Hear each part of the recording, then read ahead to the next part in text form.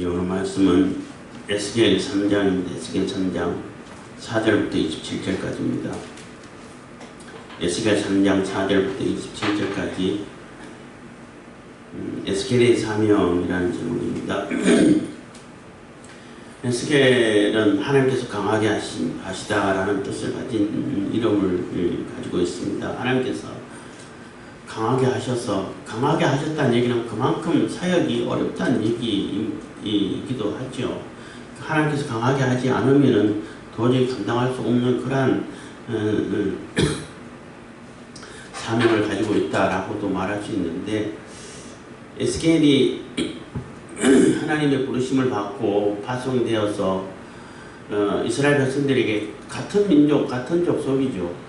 그래서 말도 잘 통하고 그 문화도 이해하고, 사실 얘기하면 제대로 듣기만 하면은 못 알아들을 수 있는 말은 없어요. 그래서 문제는 안 듣는다는 게 문제죠. 안 듣는다는 거지. 차라리 말이 달라서 무슨 말인지 잘 못 알아듣는 지역에 가가지고 막 손짓발짓 해가면서 전하면 차라리 그 사람들은 듣는다는 거죠. 그렇지만은 다 알아듣고 다 이해하고 무슨 말인지 다 알 수 있는 이러한 자기 민족 이스라엘에게 보내는데, 그 이스라엘 사람들이 안 듣는다는 게 문제라는 거죠.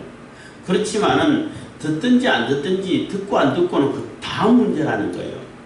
내가 메시지를 전했을 때에 그 메시지를 물론 잘 알아듣고 이해할 수 있는 말로 이렇게 전해야 되는 거죠. 그것도 굉장히 중요한 방법, 기술이라 해야 되나, 방법 중에 하나인데, 잘 알아듣고 잘 이해할 수 있는 방법으로 그런 말로 또 이렇게 전하는 것이, 이렇게 전하는 자가 아주 연구해야 되고 매우 중요한 그 기술이라고 말할 수 있죠. 말할 수 있는데, 어쨌든 알아들을 수 있는 말을 알아듣게끔 얘기하는데 안 듣는다는 게 문제라는 거죠. 그래서 일단 듣고 안 듣고는 그 다음 문제라는 얘기예요. 일단은 내가 가서 전해라 하면은 전해야 되는데, 전할 때 그들이 알아들을 수 있는 말, 알아들을 수 있는 내용으로 전한다는 겁니다. 그래서 그 전한 이유가, 하나님께서 왜 듣지도 않는 사람들에게 가서 그 메시지를 전하라고 하냐면은, 그들이 핑계하지 못하게끔, 나 그런 얘기 들어본 적이 없는데요, 그런 핑계를 못하게끔 하기 위한 것이라는 거죠. 또 하나님께서는 꾸준히 선지자들을 보내가지고 하나님의 뜻을 전했다는 겁니다. 전했기 때문에 그 전한 말을 내가 못 들었다라고 말할 수 없도록, 핑계할 수 없도록 하기 위해서 보낸다는 거죠. 그리고 그 중에는 또 혹 듣는 사람이 있어서 돌이킬 수도 있는 사람이 있을 수도 있고, 어쨌든 간에 내가 가서 전해야만이 그들이 듣고 그 다음에 듣든지 안 듣든지가 된다는 거죠. 전하지도 않았는데 어떻게 들을 수가 있냐는 거예요. 그래서 구원은 들음에서 난다라고 바울이 얘기했던 것처럼, 일단 가서 전해서 이게 무엇인지, 하나님 뜻이 어떤 것인지, 하나님께서 무엇을 하려고 해 가시는지, 무엇을 전해서 무엇을 우리에게 요구하시는지, 그것을 자세히 알려주라는 겁니다. 그래서 교회 지도자들이라든지 목회자들이 해야 할 일은 성도들을 깨우는 일이 그게 주 사명인 거예요. 물론 성도들이 많으면 좋죠. 좋겠죠. 좋지만은 많고 적고는 그 다음 얘기란 얘기예요. 많고 적고는 그 다음 일이고, 일단은 가서 성도들이 알아들을 수 있도록, 깨달을 수 있도록, 깨우쳐서 돌이켜서 회개하고 주님 앞으로 돌아와서 하나님 뜻을 받을 수 있도록 전하라는 얘기인 거예요. 근데 제가 맨날 매번마다 얘기합니다만은, 한국교회에서 가장 큰 문제 중에 하나가 뭐냐면은 교육이 잘못됐다. 교육이 잘못됐다라는 표현을 자주 썼었어요. 왜냐하면은 성경을 성경대로 제대로 안 가르쳤다는 얘기인 거예요. 그리고 자꾸 이분법적으로 교회 안에서 생활을 따로 하고, 또 교회 밖에 사회생활을 따로 하고, 사회생활은 자기 일이고 교회 안에 있는 것은 하나님의 일이고, 이렇게 어리석게 가르쳤기 때문에 지금 우리가 한국교회에서 겪고 있는 많은 문제들을 겪고 있다는 겁니다. 절대 그렇지 않죠. 뭐 교회 바깥에서 나가도 내가 해야 할 내게 막 주어진 일은 하나님께서 주신 일이고 하나님의 일인 거예요. 그것을 통해 가지고 하나님의 복음을 전하고 하나님의 뜻을 전하고 하나님의 사랑을 전하고 하나님의 하시고자 하는 그 일들을 알게끔 하는 것이 우리의 사명인 거예요. 목회자의 사명은 물론 말씀을 연구해 가지고 잘 가르치고 성경에서 하고자 하는 얘기, 그 목회자가 자기가 하고 싶은 얘기가 아니라 성경에서 하고자 하는 얘기를 전해야 되는 거예요. 하나님께서 하시고자 하는 얘기를 성경을 통해서 주셨는데 그 말씀을 전하는 것이 우리 목회자들의 사명인 거죠. 그렇지만 우리 성도들도 내가 무엇을 맡았던 간에 그것을 통해 가지고 하나님의 영광을 드러내고 하나님의 의를 드러내야 되는데 자꾸 가르치기를 그렇게 안 가르쳤다는 얘기예요. 뭐 기독교 강요도 마찬가지고 성경을 제대로 읽다 보면은 절대 그런 거 아닌데 자꾸 교회 안에서 교회하고 관계된 일만 하나님 일이라고 가르쳐 왔어. 그리고 바깥에서 내가 생활하는 집에서 생활한다든지 또 직장에서 생활한다든지 그건 다 내 일이야. 하나님의 일이 아니야. 그래서 하나님 일 열심히 하면 내일 또 하나님께서 풍성하게 해주시고 복을 베풀어 주신다 이렇게 가르쳤단 말이에요. 그게 아니에요. 내가 맡은 일, 내가 지금 하고 있는 그 일이 하나님의 일이야. 그 일을 통해 가지고 하나님의 영광을 드러내고 하나님께서 하시고자 하는 일을 준비하고 하게끔 하는 것인데 그렇게 하지 않고 내가 맡은 일은 어떨 때는 너무나 소홀해. 뭐 아예 그냥 보달도 보지도 않아. 그거는 뭐 하든지 말든지. 그러면서 어떻게 간에 교회에 와서 예배당에서 하는 일, 그게만 물론 뭐 목회자들이라든지 같이 하는 사람들 입장에서는 고맙긴 하죠. 고맙긴 한데 과연 하나님께서 보실 때 그런 자세로 일할 때에 그것을 칭찬하실까? 그래서 제가 어떤 뭐 기독교 백화점을 하시던 그분인데 그분은 그 자기가 하는 기독교 백화점에 대해서 별로 관심이 없어. 그것도 다 뭐 성경 팔고 또 신앙서적을 팔고 성경 동굴 하는 교회에서 쓰는 일을 다 파는 거잖아요. 교회에서 하는 일이랑 거의 뭐 흡사하다고 말할 수 있는데 거기에는 별 관심이 없어. 맨날 문 닫아놔. 그리고 여기 쫓아다니고 저기 쫓아다니고 물론 쫓아다녀가지고 어려운 교회 또 일손이 필요한데 도와주면 그분들은 고맙죠. 어쨌든 고마운 거예요. 근데 하나님 보실 때 그 일, 내가 맡긴 그 일은 별로 관심을 안 가지고 관리도 안 하고 관리 잘하고 시간을 내서 도와주면 얼마나 뭐 상금이 배가 되겠지요. 근데 그것은 관리 안 하고 팽개 쳐놓고 돌아다닌다. 다른 좀 많은 사람들 도와준다. 그러면은 과연 하나님께서 칭찬하실까라는 거예요.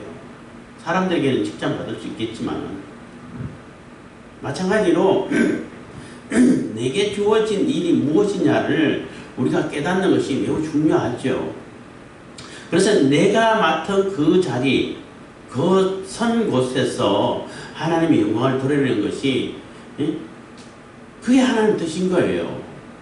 그래서 우리 한국교회의 과거를 돌아보다 보면은 은혜 받았다 그러면 다 내 하던 일을 팽개쳐놓고 다 신학교 가고 다 목회자 돼야 되고 그래야 하나님 뜻을 받들고 선교사로 저기 멀리 가야 되고 그게 하나님 뜻을 받들고 이렇게 인식을 가져왔단 말이에요.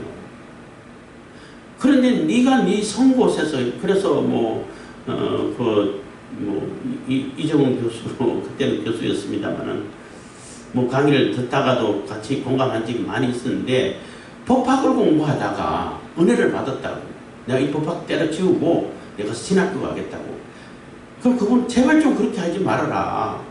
네가 법학을 더 열심히 공부를 해야지. 법학을 더 열심히 공부해가지고 법조계에서 해야 할 일이 얼마나 많은데 왜 그걸 집어치우고 신학교 가가지고 뭐 할 거냐고. 물론 신학교 가가지고 할 일도 물론 있겠지만은 네가 안 가도 신학교 갈 사람도 있다고. 네가 그러니까 네가 법학을 그만두고 신학교 안 가도 신학교 갈 사람은 하나님께 세우시는데 법조계는 네가 아니면 누가 하냐는 거예요. 네가 맡은 그 선 자리가 어디냐가 중요한 거예요. 또 어떤 분들은 뭐 은혜 받으면 나 또 저기 뭐 아프리카 선교 간다고 그럼 너 학점 제대로 안 나왔지, 공부 제대로 안 했지, 뭐 이렇게 얘기하면 우습게 얘기합니다만은 자꾸 그 인식 자체가 그렇게 배워왔다는 거예요.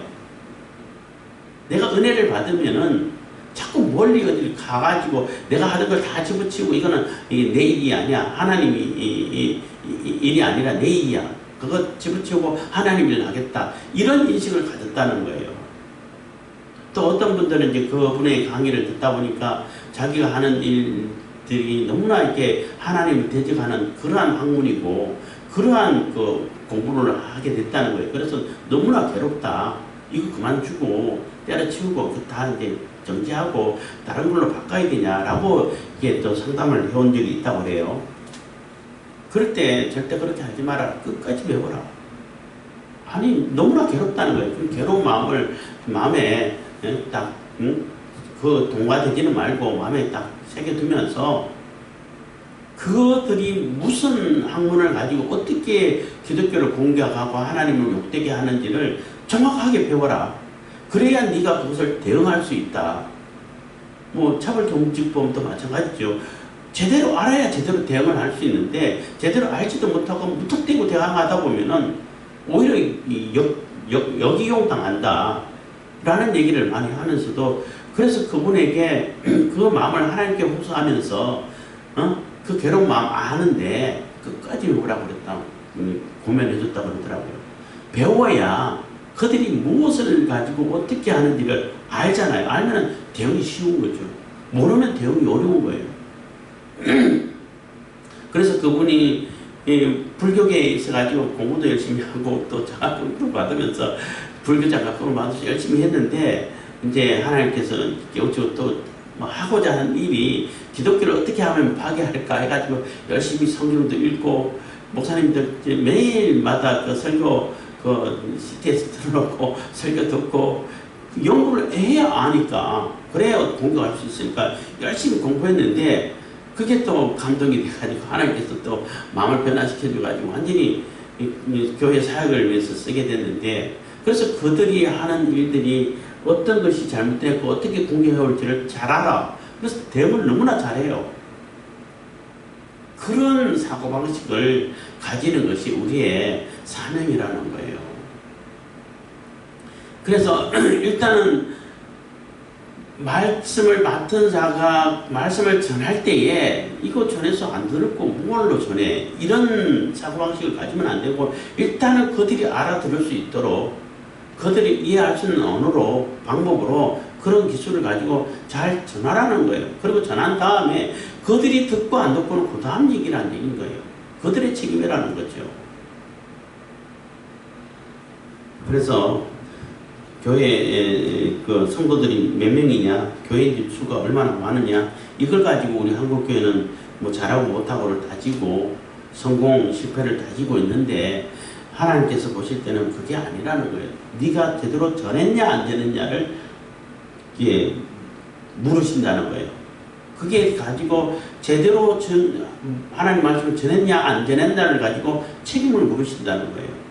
에스겔도 마찬가지라는 겁니다. 그래서 네가 가서 악한 자들에게도 가서 전하고 또 의를 행하다가 또 실족해가지고 악을 행하는 자들에게도 전해서 그들이 회개해서 돌아오면은 그들도 구원받고 너도 책임을 안 물었고 그렇지만 네가 가라고 해서 전하라고 했는데 안 전하면은 그 악한 죄에 빠진 사람들은 그대로 그 죄 때문에 심판받아. 그렇지만 그 책임은 너에게 묻겠다라고 이렇게 얘기를 해주고 있는 것입니다. 3장 4절입니다. 그가 또 내게 이르시되 이제야 이스라엘 족속에게 가서 내 말로 그들에게 구하라. 그래서 전할 때에 하나님 말로 전하라는 얘기예요. 네 생각을 전하지 말라는 거예요. 네 생각, 네 사상, 네 이념 그거 다 내려놓고 하나님 말씀만 전하라는 얘기예요. 이게 중요한 거예요. 근데 지금 보면은 뭐 자기 생각을 너무나 많이 전하죠. 성경에서 하고자 하는 얘기를 전하려고 하는 것보다는 자기 생각을 전하는 것이 너무 많고 자기 이념, 자기 사상으로 성경을 또 고쳐가지고 전하죠. 성경 고쳐야 된다고. 성경 바뀌어야 된다고. 또 왜 아멘만 하냐? 에이멘. 그 영어로 아멘을 에이멘 이렇게 하잖아요. 왜 에이멘 하냐? 에이 우먼 해야지. 그래서 에이멘, 에이 우먼. 이렇게 얘기하는 그런 바보 같은 사람들도 있어요. 미국에서. 그리고 하나님을 왜 그 남성으로 표현하냐, 여성도 표현하냐, 그런 말도 안 되는 그 짓거리를 해서는 안 된다는 겁니다. 그래서 내 말, 하나님 말로, 하나님 말씀으로 그들에게 고하라는 얘기인 겁니다. 그것도 이 이스라엘 족속에게 가서 5절입니다. 너는 방언이 다르거나 말이 어려운 백성에게 보내는 것이 아니요 이스라엘 족속에게로 보내는 것이라. 그래서 너를 보내는데 말이 어렵고 말이 전혀 다르고 이해하기 힘든 그러한 족속에게 안 보내고 네가 쓰는 말하고 똑같은 말을 쓰고 똑같은 사고방식, 똑같은 사상, 똑같은 문화적 배경 그러한 같은 민족에게 보낸다는 거예요. 그러니까 무슨 웬만큼 말하면 다 알아들을 수 있다는 얘기예요. 내가 지금 하고자 하는 얘기를 조금만 귀 기울이면 다 알아들을 수 있는 말을 전하게 된다는 거죠. 근데 문제는 안 듣는다는 게 문제죠. 6절입니다. 너를 방언이 다르거나 말이 어려워 내가 알아듣지 못할 영국에 보내는 것이 아니니라. 내가 너를 그들에게 보냈다면 그들은 정녕 네 말을 들었으리라. 그래서 차라리 말이 안 통하는 서로 말이 다른 뭐 영어권이라든지 제가 한국말 하니까 영어권이라든지 프랑스권이라든지 뭐 이태리 말이라든지 뭐 스페인 말이라든지 아니면 아프리카의 어떤 종족이라든지 차라리 뭐 전혀 언어도 없는 글도 없는 그런 아프리카 저 뭐 어디 있는 그런 사람들에게 전했으면은 뭐 말이 안 통하니까 손짓발짓 다 해가지고 전하려고 하겠죠. 가장 기본적인 것만 해도 그래도 그들은 그걸 들을 거라는 거죠. 이게 가장 큰 문제인 거예요. 그래도 그들은 차라리 들을 텐데 너무나 말을 잘 알아듣고 너무나 이해하기 쉽고 또 너무나 같은 의미고 무슨 말인지 조금만 지금 다 알아들을 수 있는 그들인데 그 같은 이스라엘 족속인데 말을 안 듣는다는 거예요. 7절입니다. 그러나 이스라엘 족속은 이마가 굳고 마음이 강팍하여 내 말을 듣고자 아니하리니 이는 내 말을 듣고자 아니함이니라. 그래서 네가 전하는 그 말을 안 듣는 것은 사실은 하나님 말씀을 안 듣겠다는 거예요. 그런 뜻이라는 거예요. 하나님을 싫다는 거지. 하나님은 무조건 싫다는 거예요. 왜 하나님이 싫어? 하나님이 다 우리를 이롭게 해주시고 우리를 지어주시고 우리의 모든 것을 사업을 주관하시고 은혜를 베풀으시고 지금까지 보호해주신 그 하나님을 왜 싫으냐는 거예요. 근데 무조건 싫다는 거예요. 하나님 말씀이니까 안 듣는다는 거예요. 네 말이면 듣는데 하나님 말씀이니까 안 듣는다는 거예요. 이런 미련하고 바보 같고 강팍하고 멍청한 그런 악한 자들이 어디 있어요. 그래서 에스겔이 전하는 그 말을 전할 때 안 듣는데 너무나 이마가 강팍하고 목이 곱고 뭐 이렇게 고집이 세고 이런데 그래서 안 듣는데 그러니까 에스겔의 말을 안 듣는 것은 사실은 에스겔 말을 듣고 싶어 하는 것이 아니라 안 듣고 싶어 하는 것이 아니라 하나님 말씀을 안 듣고 싶어 한다는 얘기인 겁니다. 8절입니다. 내가 그들의 얼굴을 대하도록 네 얼굴을 굳게 하였고 그들의 이마를 대하도록 네 이마를 굳게 하였으되 네 이마로 화석보다 굳은 금강석 같게 하였으니 그들이 비록 패역한 족속이라도 두려워 말며 그 얼굴을 무서워 말라 하시고. 그래서 너무나 그들이 얼굴이 철판을 깔았어요. 요즘 말로 하면. 근데 그 대신에 너를 그 사람들을 대면해야 되고 그 사람을 상대해야 되기 때문에 나는 그 사람들보다도 네 이마를 더 두껍게 만들어주겠다는 거예요. 너 얼굴을 철판을 아주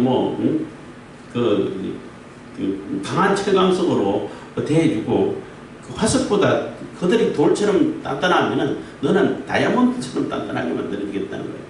비교도 그들보다도 훨씬 더 강하고 튼튼하게 두껍게 만들어줘가지고 아무렇지도 않게끔 그들이 막 비난하고 막 욕하고 해도 그래 그렇게 해봐 나는 너보다 더 두꺼워 하고 하나님 말씀을 담대하게 전할 수 있도록 이렇게 얼굴을 두껍게 만들어주겠다는 거예요.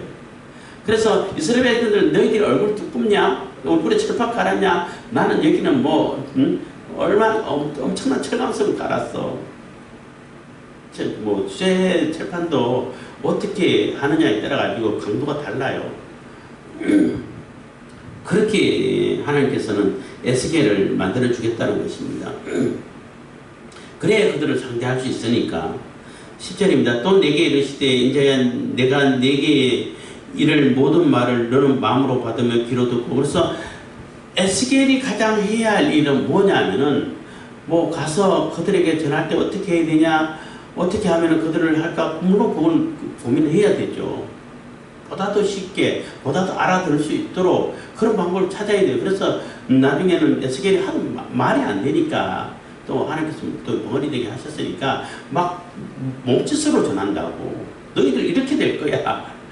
어쨌든 알아듣게끔 전해야 되는 것이 중요한 것인데, 그러기 전에 하나님 말씀을 네가 마음속에 그대로 받아들여서 하나님 말씀으로 너를 가득 채우라는 얘기예요. 이게 중요한 거예요. 하나님 말씀으로 에스겔의 그 심령을 가득 채워야만이 그래야 전할 수 있는 거죠.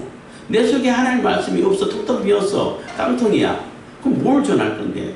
그러니까 자기 얘기를 전하고 자기 생각을 전하고 자기 이념을 전하고 자기 사상을 전하고 하나님 말씀 다 빼버리고 그러면 안 된다는 거예요. 내 이념, 내 사상, 내 생각을 다 빼버리고 하나님 말씀으로만 가득 채우라는 거예요.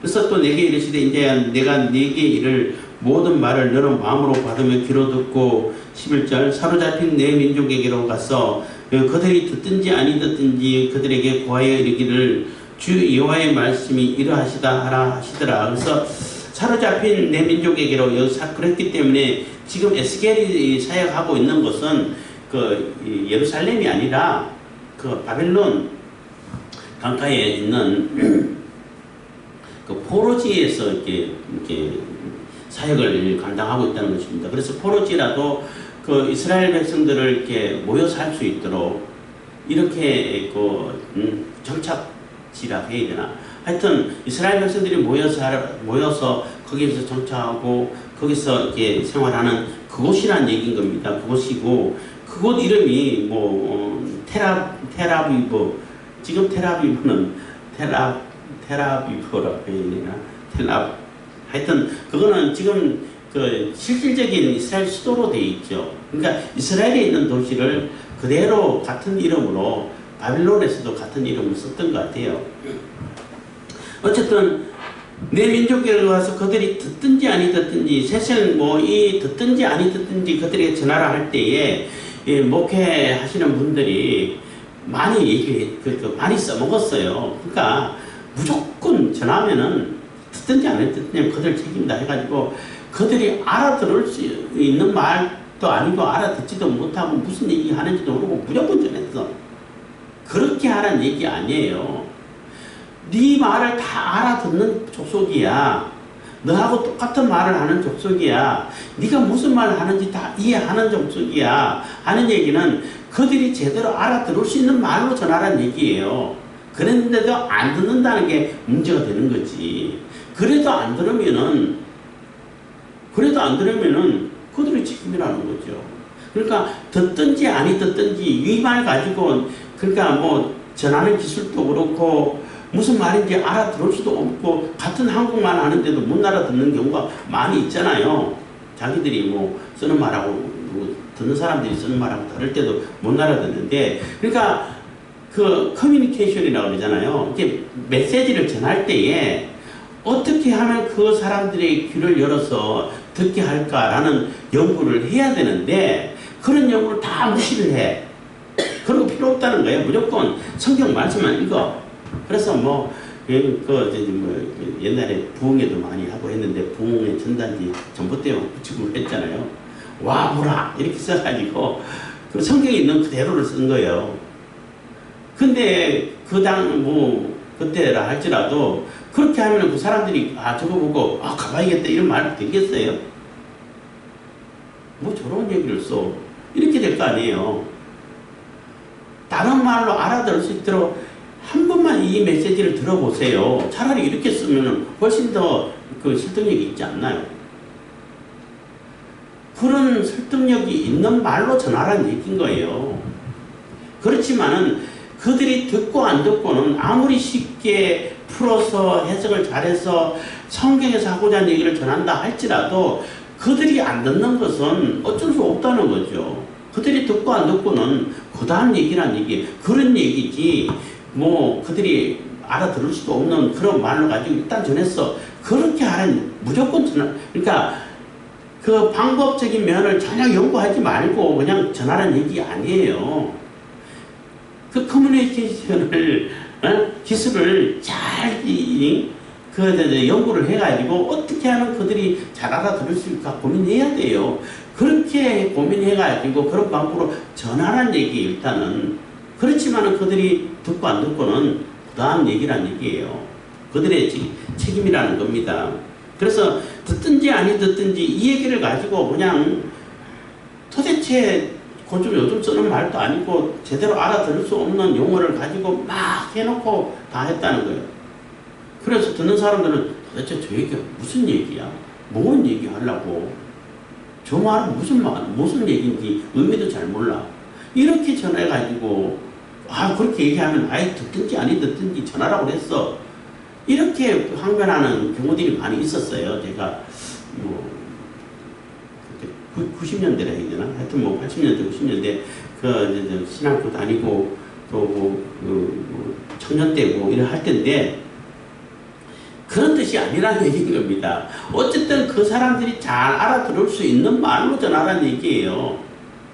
내가 방언이 다르거나 그 말이 어려운 족속에 보내지 않는다는 얘기는 네 말을 충분히 알아들을 수 있는 족속, 있는 사람들에게 보낸다는 얘기잖아요. 그러니까 충분히 알아들을 수 있는 말로 전하라는 얘기예요. 이거는 전하는 기술은 연구를 해야 된다는 겁니다. 그렇지만은 듣고 안 듣고는 그들의 책임이라는 거죠. 그래서 그 말로 주 여호와의 말씀이 이러하시다 하라 한 얘기는 내 얘기가 아니라 하나님 말씀이다. 성경 말씀이다. 성경 말씀이니까 성경 말씀을 들으라는 얘기를 하라는 거죠. 뭐 제가 이렇게 여러분 써먹었습니다. 얘기를 했습니다만 광명에 있을 때 학생들을 맡아가지고 처음 갔는데 그 교회 갔는데 학생들이 텃세 부른다고 무조건 말을 안 들어. 무슨 말을 해도 안 들어. 그것도 주동하는 주동도가 있어. 딱 그 지도자가 있어. 걔가 안 하면 다 안 해. 걔가 하면 다 해. 그래서 성경 공부를 하는데 무조건 안 들으니까 그래서 성경을 내려놓고 얘기를 했어. 얘들아, 너희들이 나를 좋아해주고 안 좋아해주고는 너희들 자유야. 너희들이 나를 좋아해주면 난 좋지. 그건 당연히 좋지. 그렇지만 좋아해주지 않아도 나 어떻게 할 수가 없어. 그건 너희 자유니까. 그렇지만 내가 지금 평소에 하는 말 안 들어도 뭐 상관없어. 뭐 들어주면 고맙고 안 들어줘도 내가 어떻게 할 수 있는 방법은 없어. 근데 지금 성경 공부를 하고 있고 하나님 말씀 전하고 있고 성경에 대해서 얘기할 때는 너희들은 들어야 되는 거야. 내가 좋든 싫든 상관없이 들어야 되는 거야. 왜냐하면은 네가 이 말씀을 전하는데 안 들으면은 너희들이 손해지. 지금 내 얘기를 전하는 게 아니라 성경 공부를 하고 하나님 말씀을 전하고 있잖아. 성경을 가르치고 있잖아. 그거는 배워야 되는 거 아니야? 너희들 그렇게 배워야 하나님 뜻이 뭔지 하나님 말씀이 뭔지 알아들어야지. 그래야 너희들에게 유익이 있고 하나님 은혜가 임하는 것이지. 그거는 나를 좋아하고 싫어하고는 상관없는 얘기야. 그거는 그 다음 얘기고 내가 성경 말씀을 하나님 말씀을 전할 때는 너희들을 들어야 돼. 그래야 되는 너희들이 유익이 있고 너희들이 은혜가 있는 것이지. 그리고 성경 말씀 아닐 때는 안 들어도 상관없어. 그건 너희 자유야. 들으면 고맙고 좋아해주면 난 당연히 고맙지. 그렇게 바라지. 그렇지만 너희들이 싫다는데 어떻게 할 거야. 이렇게 자세하게 설명을 했어요. 그러니까 이렇게 주동하는 애가 또 이지적인 그 측면이 좀 있었던 것 같아. 맞는 얘기잖아요. 그때부터 이제 듣기를 시작하더라고. 그래서 성경 공부할 때 열심히 잘 듣고 그러니까 하나님 말씀 전할 때 잘 듣다 보니까 내 얘기도 잘 듣더라고요. 그래서 아주 친하게 잘 지내게 된 계기가 됐는데 그 얘기를 하는 겁니다. 어쨌든 잘 알아들을 수 있도록 전하고 주 여호와의 말씀이기 때문에 내게 불편하든 불편하지 않든 들어야 된다는 거예요. 하나님 말씀은 무조건 들어야 되는 거예요. 사탄의 그 유혹은 무조건 안 들어야 돼. 들으면 절대 안 돼. 아무리 내게 유익이 있어도 안 돼. 그렇지만 하나님 말씀이라는 얘기는 하나님 말씀을 믿으면은 하나님의 여호와의 말씀이라면은 내게 유익이 되든 안 되든 무조건 들어야 되는 거예요. 그래야 유익이 돼요. 그래서 하나님 말씀이 중요하다는 겁니다.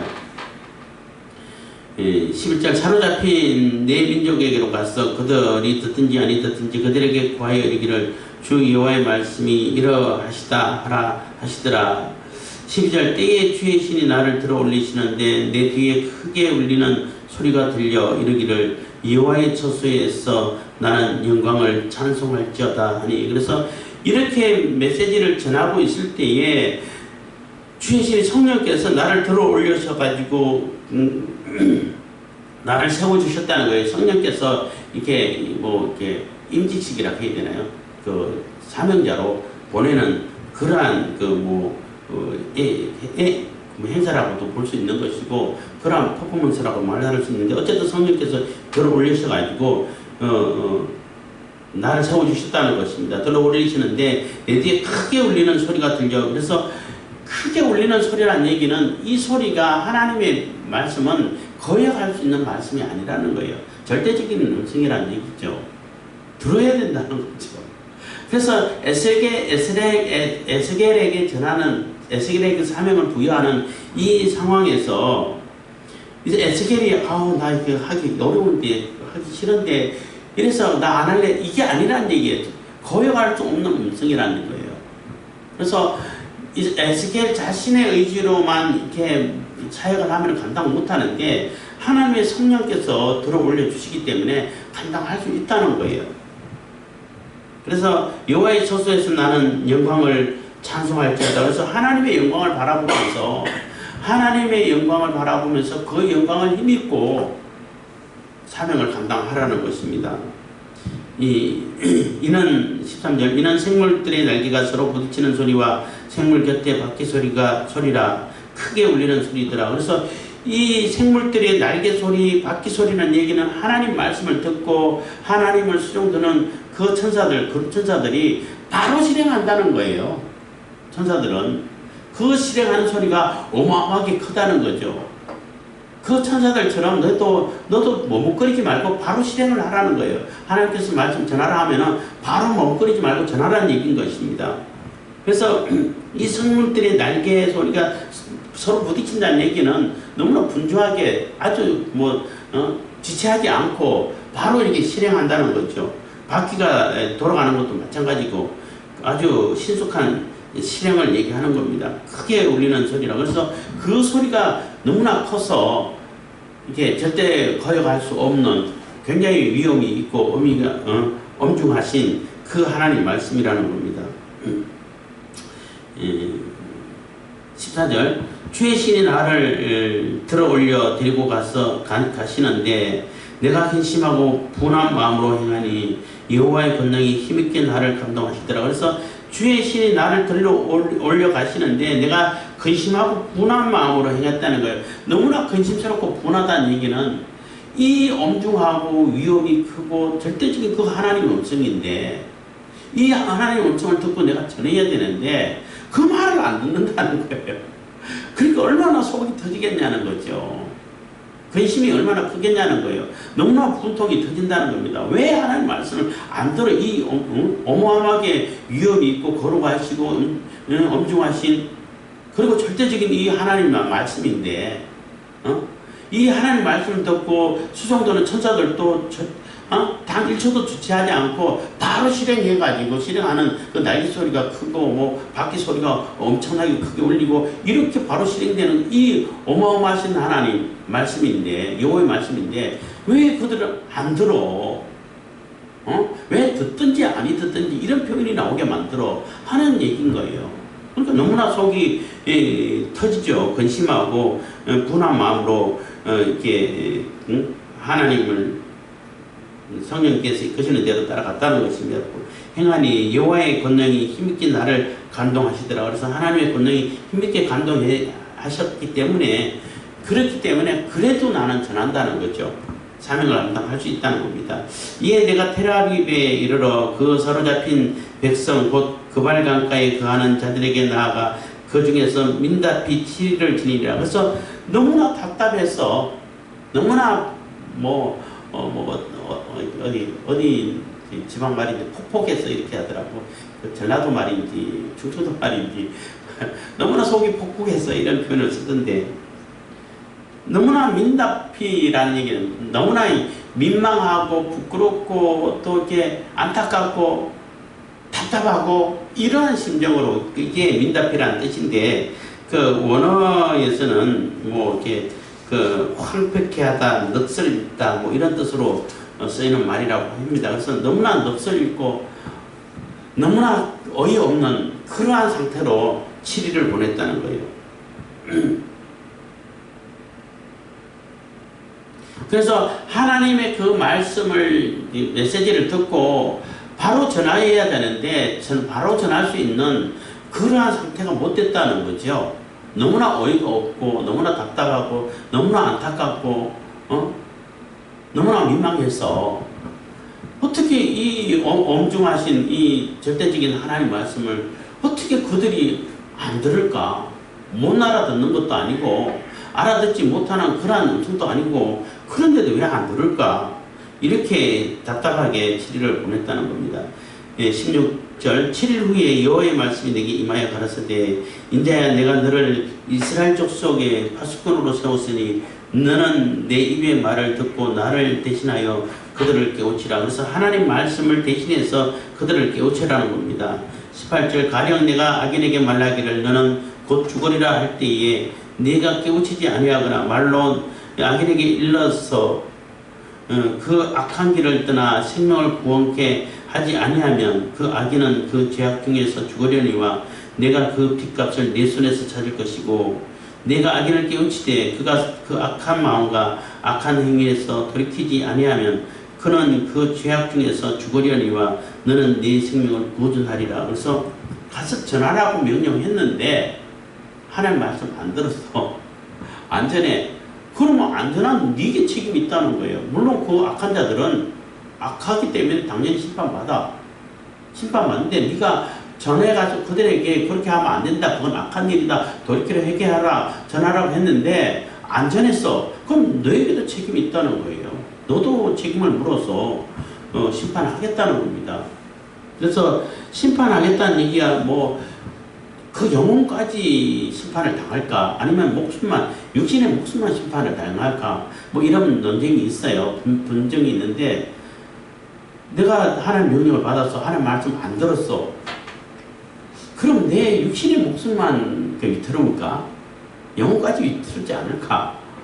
하나님을 고백하는데, 내가 하나님의 백성이 될 수 있을까? 20절입니다.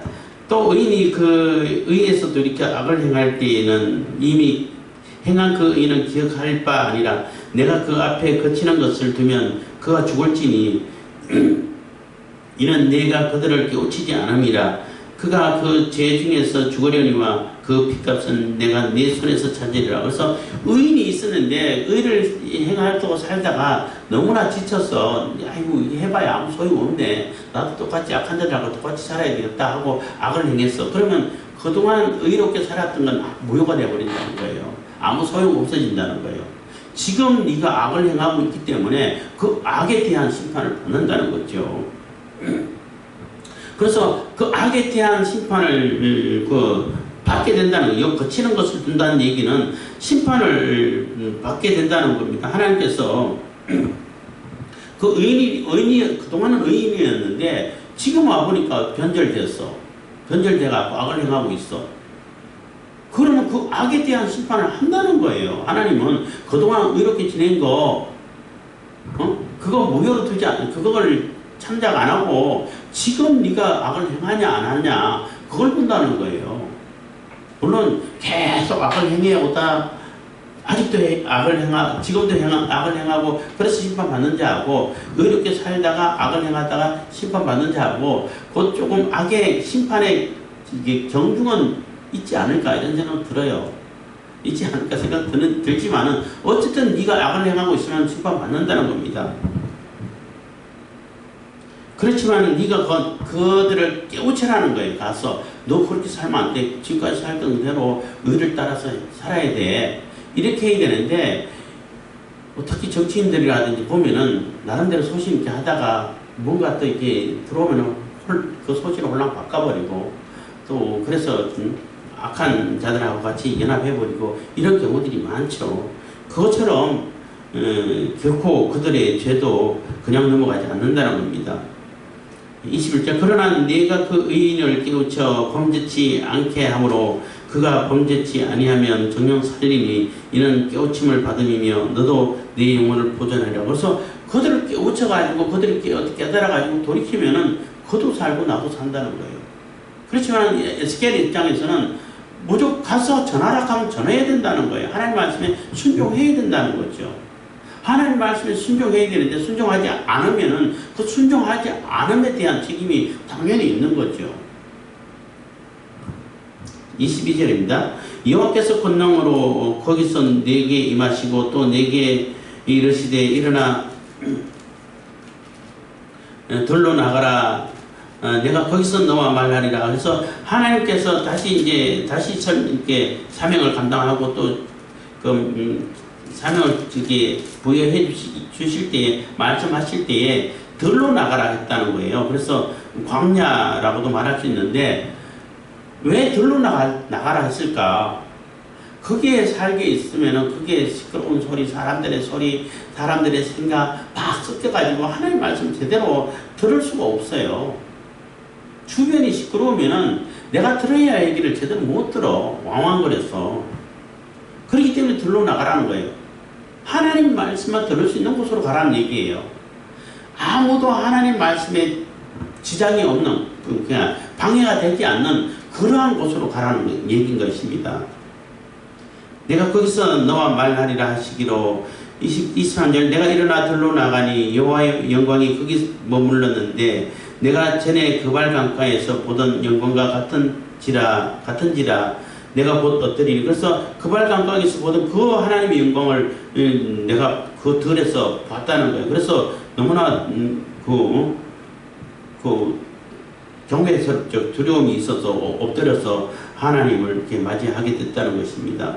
24절 주의 신이 내게 임하사 나를 일으켜 세우시고 내게 말씀하여 가라사대 너는 가서 네 집에 들어가 문을 닫으라. 그래서 하나님 말씀이 임하고 또 하나님의 성령께서 내게 임하셔가지고 성령께서 함께 하셔가지고 나를 이렇게 세워주셨다는 거예요. 그래서 절대 에스겔이 행할 때는 에스겔 혼자 절대 사역을 감당할 수 없는 거라는 거죠. 성령이 함께 하셔야 감당할 수 있는 그런 사역이라는 겁니다. 그래서 일단 가서 네 집에 들어가서 문을 닫으라는 거예요. 왜 문을 닫으라 했을까?